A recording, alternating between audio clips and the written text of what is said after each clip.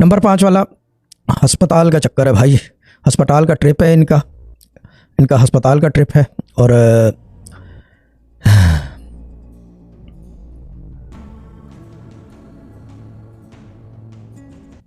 और खून का मसला है, इनको खून का मसला होगा। अगर अस्पताल का ट्रिप है तो खून से रिलेटेड कुछ होगा। अब खून से रिलेटेड में जिगर भी आता है, इट्स योर लिवर, तो लिवर रिलेटेड या।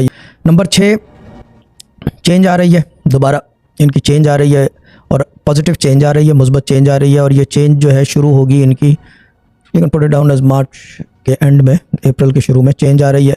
यानी कि जिस जगह से शुरू हुए थे उस जगह वापस पहुंच रहे हैं, यानी कि basically going back where they came from. यानी कि नौकरी है तो वो हो सकता है वापस बुलाया जाए, अगर कोई काम धंधा है तो वहाँ आ जाए, हो सकता है कोई रिश्ता जो आया हो सकता है वो दोबारा पलट के आए with in this time phase या उसके थोड़े अर्से बाद।